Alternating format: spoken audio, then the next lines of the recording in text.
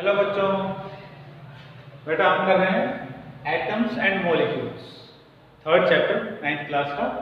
तो आज हम इसका सेकंड लेक्चर करेंगे, सेकंड वीडियो करेंगे और इसके अंदर आप करोगे डाल्टन्स एटॉमिक थ्योरी।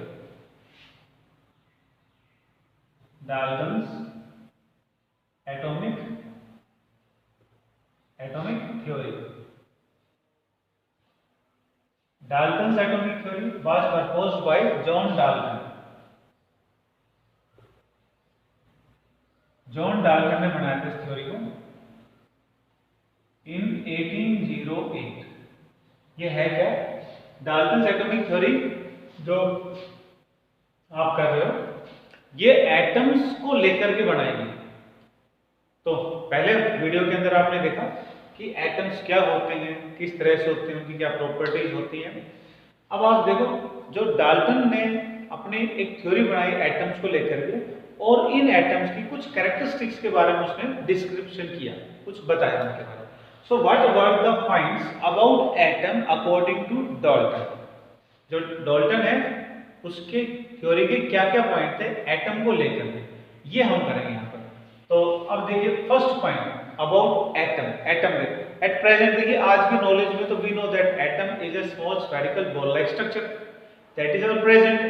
बट हम कब की बात कर रहे हैं? 1808 की बात कर रहे हैं। उस समय जब पहली बार एटम के बारे में बातें हुई थी, एटम को लेकर के कुछ बातें, कुछ पॉइंट बनाए गए थे, उनको हम बोलते हैं डाल्टन्स एटॉमिक थ्योरी के अनुसार, क्योंकि ये पॉइंट जो है वो डाल्टन ने बनाए थे। और वो क्या पॉइंट है एटम के? Because atom structure was not clear at that time. उस समय इतनी साइंस डेवलप तो हुई नहीं थी, इसलिए इतना ज्यादा एटम के बारे में नहीं पता था। फिर भी जो आइडिया साइंटिस्टों के पास होते थे एटम को लेकर के, तो वो पॉइंट डाल्टन्स एटॉमिक थ्योरी के अंदर ही बताए गए। तो वो क्या बताए? एवरी एटम,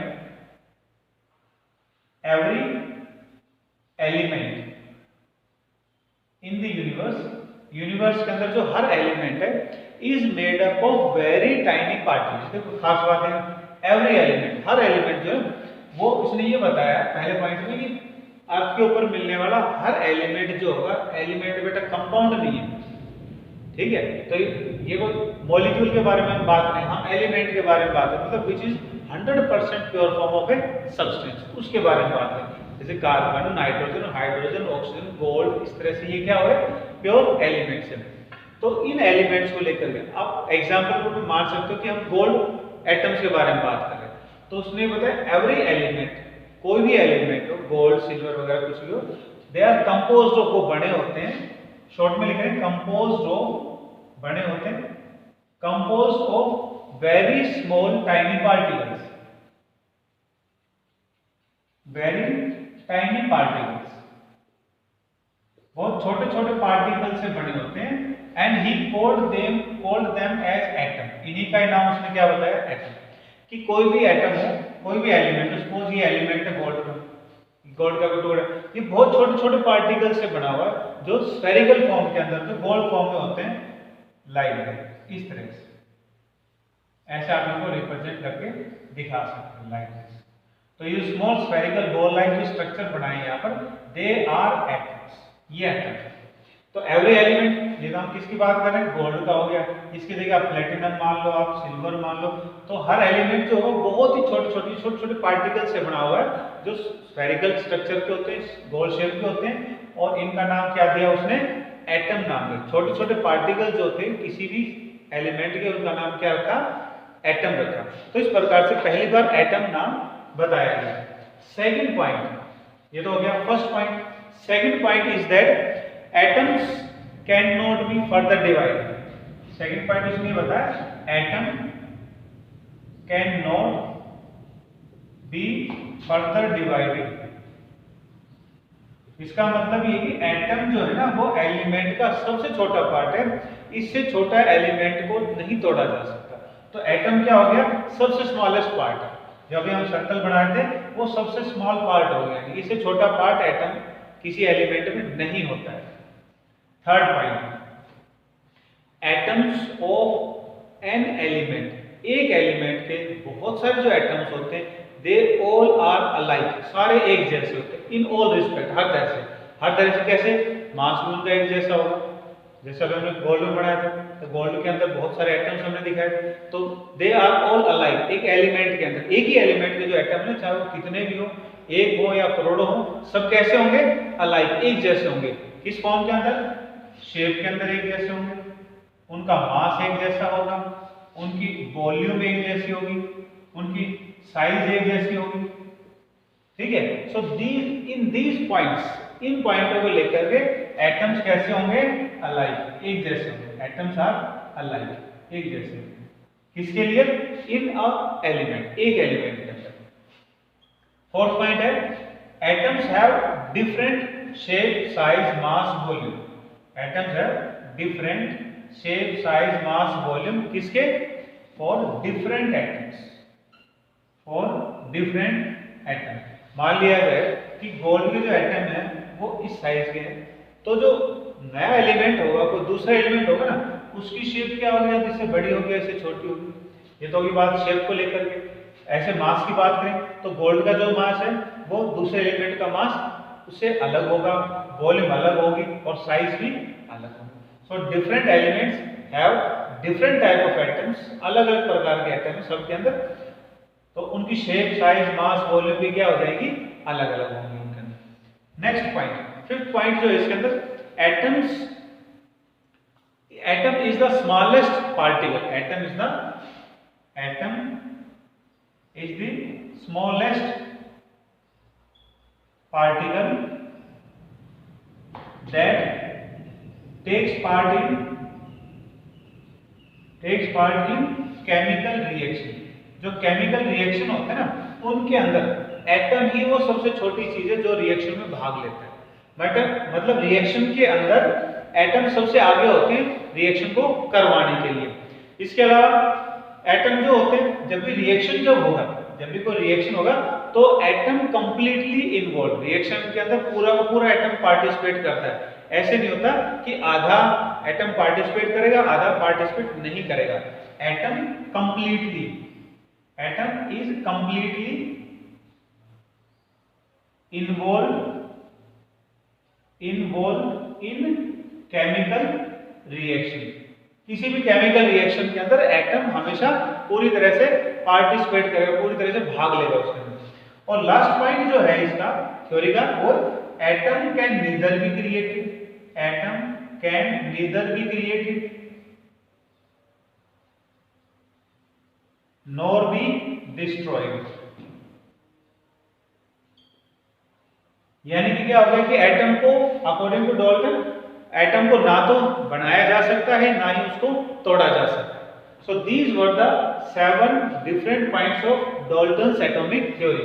अब हम बात करेंगे limitations of Dalton's atomic theory, कमियां क्या थी। डाल्टन की जो एटॉमिक थ्योरी है उसकी लिमिटेशन का मतलब होता है कमी, शॉर्ट कमिंग्स। तो व्हाट वर द लिमिटेशंस, क्या क्या, पहले पॉइंट से शुरू करते हैं। Every element composed of very tiny particles, उसने बताया था कि हर एलिमेंट सबसे छोटे चीजों से बना, सबसे छोटे पार्टिकल जिसका नाम रखा एटम। तो यहाँ जो पॉइंट आ रहा है कि एटम सबसे छोटा पार्टिकल नहीं होता, क्योंकि एटम को भी और छोटे पार्ट में डिवाइड किया जा सकता है। और वो क्या क्या होते हैं यार, electron, proton, neutron, neutrino, positron, इस तरह के छोटे छोटे 35 सब पार्टिकल बन सकते हैं। तो एटम से भी छोटी चीजें होती हैं, तो ये उसकी कमी होगी। ये कब की बात हो रही है, at present time of science. जो साइंस आज हम पढ़ रहे हैं उसने ये सिद्ध कर दिया कि एटम से भी छोटी चीजें होती हैं। Second point, atom can not be further divided, atom को तोड़ा नहीं जा सकता। तो आज ये प्रूव हो गया कि एटम को तोड़ा जा सकता है। जैसे रेडियो एक्टिव एलिमेंट होते हैं, जैसे यूरेनियम है, यूरेनियम जो होता है वो टूटता है रेडियम और बेरियम के अंदर। यूरेनियम जो वो सब डिवाइड हो जाता है और छोटे पार्ट में डिवाइड हो जाता है। ऐसे रेडियम है वो भी और छोटे पार्ट्स के अंदर डिवाइड हो जाता है। अब शेप साइज मास वॉल्यूम की अगर हम बात करें तो एक ही एलिमेंट के जो एटम होते हैं वो इन पॉइंटों में अलग भी हो सकते हैं। इनको हम बोलते हैं आइसोटॉप्स, क्या नाम है, आइसोटॉप। जैसे एग्जांपल हम बात करें हाइड्रोजन 1 1, एक हाइड्रोजन 1 2 और एक हाइड्रोजन 1 3। हाइड्रोजन की एक ही हाइड्रोजन है लेकिन इसके 3 फॉर्म है। और तीनों में क्या आ रहा है, शेप साइज मास वॉल्यूम का फर्क, एलिमेंट एक ही है। तो आज ये प्रूव हो गया है कि एक ही एलिमेंट के जो एटम्स हैं वो जरूरी नहीं है कि वो हर कैरेक्टर में बिल्कुल सेम, उनमें वेरिएशन भी हो सकती है।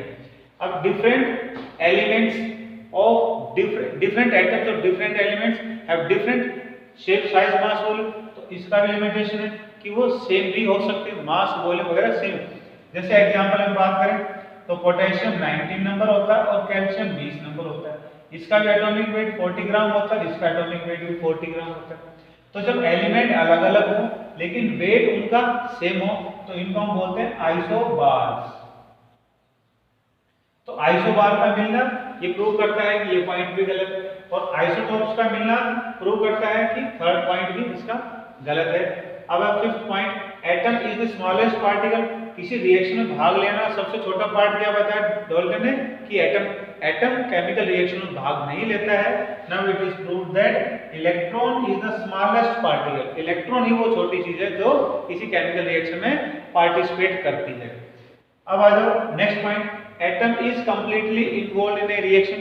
तो जब इलेक्ट्रॉन पार्टिसिपेट कर रहा है तो एटम के कंप्लीट इन्वॉल्वमेंट की तो बात ही नहीं होती। और next point is atom can neither be created nor be destroyed. Transuranic element, atomic number 92 के बाद यूरेनियम के बाद है अधिकतर एलिमेंटों को बनाया गया which are not naturally present, जिन्हें हम बोलते हैं सिंथेटिक एलिमेंट्स या ट्रांस यूरेनिक एलिमेंट्स के नाम से। तो एटम बनाए भी जा सकते हैं और एटम को तोड़ा भी जा सकता है। जैसे रेडियम है वो रेडियोएक्टिविटी टूट जाता है, प्लूटोनियम है वो रेडियोएक्टिविटी टूट जाता है, यूरेनियम है वो भी रेडियोएक्टिविटी से टूट जाता है। तो atom can be created and can be destroyed, उसे तोड़ा भी जा सकता है, उसे बनाया जा सकता है। सो दीज वर द, अब जो हमने किए वो क्या थे, लिमिटेशंस, कमियां किसकी, डाल्टन्स एटॉमिक थ्योरी की।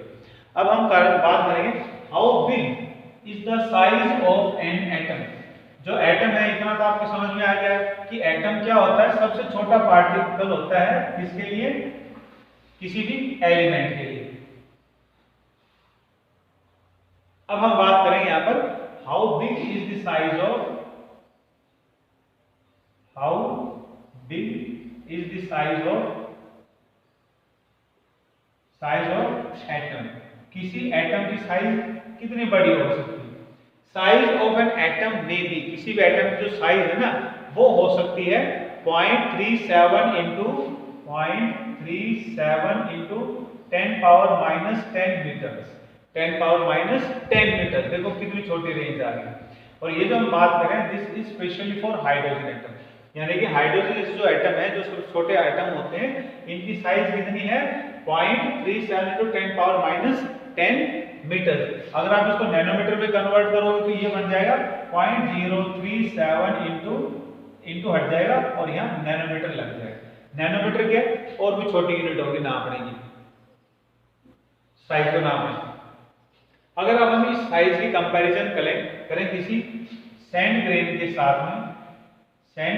साथ में, या सॉइल पार्टिकल के साथ में, मिट्टी के छोटे से कण के साथ में अगर हम बात करें सॉइल पार्टिकल, तो जो सॉइल पार्टिकल होता है इसकी साइज होती है सबसे छोटे soil particle 10 power minus 4 metre. अब आप देखो यहाँ ये साइज तो कितनी है 10 पावर माइनस, तो छोटा सा सब रेत का सबसे छोटा जो कण होता है जिसे हम देख पाते हैं उसकी साइज कितनी है 10 पावर माइनस 4 मीटर। ऐसे ही अगर हम बात करें एक एंट की साइज को लेकर के, तो एंट की जो साइज होती है, ant size is 10 power minus 2 metre. तो चींटी इतनी साइज की होती है। तो अब आप सोच सकते हो कि जो एटम है वो कितनी छोटी साइज का, बहुत ही एक्सट्रीमली स्मॉल साइज का है। और इतनी छोटी साइज का है कि it is even difficult to observe it with simple type of microscope. इतने छोटे साइज के होते हैं ना कि सिंपल टाइप के माइक्रोस्कोप से भी नहीं देखा जा सकता, नेक्ड आई से तो देखने की बात ही नहीं होती। So this was about the size of particles. अब हम बात करेंगे symbol of atoms. Symbol of atoms, जो एटम्स होते हैं, अब जैसे मान लिया जाए हमने ऑक्सीजन वर्ड बोल दिया, अब बार बार ऑक्सीजन लिखना हो या रिएक्शन के अंदर ऑक्सीजन ही लिखना हो, इट टेक्स टाइम। तो क्या हुआ, साइंटिस्टों ने इनके सिंबल बनाने शुरू किए। पहले हम बात करते हैं ओल्ड सिंबल्स को लेकर, हाउ पहले किस तरह से एटम्स के सिंबल बनाए जाते थे, किसी एलिमेंट का क्या सिंबल होता है। पहले हम बात करें तो हाइड्रोजन, हाइड्रोजन का जो सिंबल होता है दैट वाज सर्कल और circle with A dot, centre में डॉट होती थी उसके। ऑक्सीजन का जो सिंबल होता था for oxygen it was O। तो ये तो बात हो रही है किसको लेकर, हाइड्रोजन को लेकर। हाइड्रोजन का सिंबल क्या होता था पहले, सर्कल विद डॉट, और ऑक्सीजन का सिंबल क्या बनाया था, सिंपल सर्कल बनाया जाता है। इसके बाद में नाइट्रोजन का जो सिंबल होता था that was circle with A cut, circle एक कट के साथ में। फिर कार्बन का जो सिंबल होता था एक डार्क कलर की circle, black colour circle like this.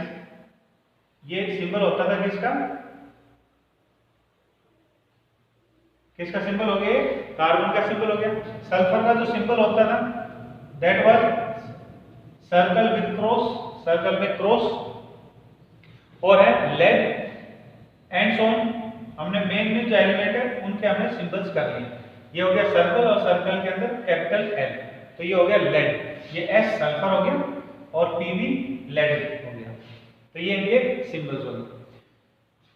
अब अगर किसी दो एलिमेंट में रिएक्शन हो जाए और रिएक्शन होकर उनसे जो कंपाउंड बनेगा तो इन सिंबल्स से उसका फॉर्मूला क्या बनता है। फॉर एग्जांपल वाटर बनाना हो, ये किसका फॉर्मूला है, वाटर। तो वाटर में क्या हो रहा है, दो हाइड्रोजन और एक ऑक्सीजन यूज हो रहा है। तो देखो हाइड्रोजन का सिंबल क्या था, सर्कल विद डॉट, और ऑक्सीजन का सर्कल क्या है, ऑक्सीजन का सिंबल सिंपल सर्कल। फिर उसके बाद ये हाइड्रोजन हो गया, ये हाइड्रोजन, बीच में क्या आ गया, ऑक्सीजन, ये बन गया। ये जो बना है this is the symbol for, किसका सिंबल बना है, according to old symbolic representation this is the symbol for water. ऐसे किसी दो एटम्स के बीच में आप रिएक्शन को तो उनके सिंबल्स को जोड़ के दिखाना होता है, वो उस कंपाउंड का फॉर्मूला बन जाएगा या सिंबॉलिक रिप्रेजेंटेशन बन जाएगा। अब हम बात करेंगे मॉडर्न सिंबल्स। मॉडर्न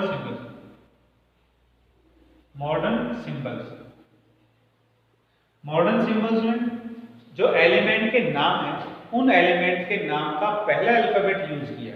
जैसे ऑक्सीजन का O यूज कर लिया,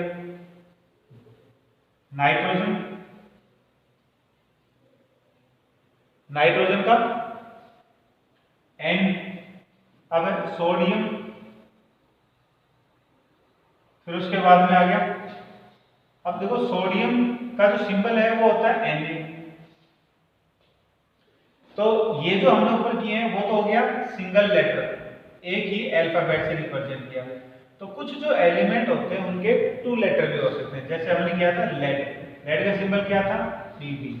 तो कुछ एलिमेंटों के टू लेटर कोड भी हो सकते हैं या टू लेटर सिंबल भी हो सकते हैं।